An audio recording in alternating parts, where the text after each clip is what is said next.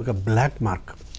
ఎందుకంటే మనకి ఇది ఒక 118 ఏళ్ల చరిత్రమ్మ. గతంలో ఇంపీరియల్ సర్వీస్ ఐసీఎస్ అయింది, ఐఏఎస్ అయింది, ఐపీఎస్లు, ఈ ఐఆర్ఎస్లు వీళ్ళందరూ కూడా ఇవాళ ఒక చెడ్డ పేరు తీసుకొచ్చారు. చిన్నప్పుడు మనకేంటంటే నువ్వు పెద్ద అయ్యాక ఏమవుతావంటే ఐఏఎస్ అనేవాళ్ళు, ఐపీఎస్ అనేవాళ్ళు పిల్లలు ఎంతో ఉత్సాహంగా.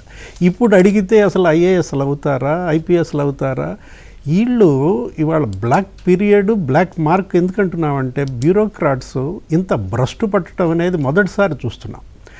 ఆంధ్రప్రదేశ్ కాదు, ఇది మొత్తం దేశ చరిత్రకే ఒక మాయని మచ్చ, ఒక కళంకం అన్నమాట. వీళ్ళు ఒక్కొక్కడిని చూసినట్లయితే ఇప్పుడు మీరు 40 దొంగలు అన్నారు, 4 దొంగల ఫోటోలు చూపిస్తున్నట్టున్నారు. ఇది 2 నెలల్లో 4 ఫిక్స్ చేసినట్టున్నారు. 7 శ్వేతపత్రాలు ఇచ్చారు. ఒకవైపు ఏమో పెట్టుబడుల ఆకర్షణ, మరోవైపు ఉపాధి, ఏది యువతకి వ్యవస్థలని మళ్ళీ చక్కదిద్దుకోవటం, ఇంకోవైపు ఈ ఏరివేత, ఈ అరాచక శక్తుల ఏరివేత, అవినీతి పరుల గమ్యస్థానంగా మార్చారు జగన్మోహన్ రెడ్డి 5 ఏళ్ల పరిపాలన. మనం చూసాం ఈ వాసుదేవరెడ్డి, లేకపోతే వెంకటరెడ్డి, మధుసూదన్ రెడ్డి, వీళ్ళందరూ కూడా డిప్యూటేషన్ మీద వచ్చారు ఇక్కడికి. దేనికోసం వచ్చారు అసలు?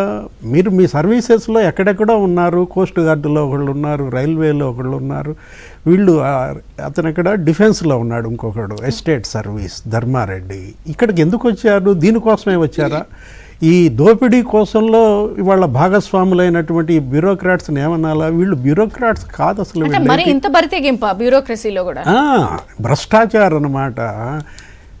మన మోడీ, షా వీళ్ళందరూ కూడా ఏంటంటే బీఆర్ఎస్ అంటే ఏదో భ్రష్టాచార రిష్వత్ సమితనో ఏదో తిట్టేవాళ్ళు ఎన్నికల ప్రచారంలో. అసలు భ్రష్టాచార సమితి వెంకటరెడ్డి, అతను 2008 బ్యాచ్, ఒకడు 2004 బ్యాచ్, 2007 బ్యాచ్. ఇదంతా కూడా రిక్రూట్మెంట్స్ ఎప్పుడు జరిగాయి? అప్పుడు ముఖ్యమంత్రిగా ఉన్నది ఎవరు?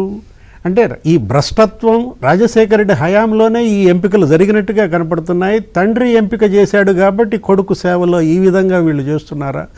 ఒక ప్లాన్డ్గా జరిగిన అవినీతి ఇది సిస్టమైజ్ అయింది. అటు మద్యం మెక్కేశారు, ఇసుక బొక్కేశారు, ఈ ఫైబర్ నెట్ కూడా చివరికి వదలలేదంటే అసలు భూములు, సెటప్ బాక్సులు కానీ లేకపోతే ఎక్విప్మెంట్ కొనుగోలులో కానీ ప్రతిదీ తేడానే ఇందులో. అయితే అరే సర్వీసెస్లో అవినీతి, ఏది సహజ వనరుల్లో అవినీతి మనం చూసాం. ఏది ఇప్పుడు ఫైబర్ నెట్ అనేది, ఆ ఫైబర్ నెట్ అతను ఎవరు? మధుసూదన్ రెడ్డి.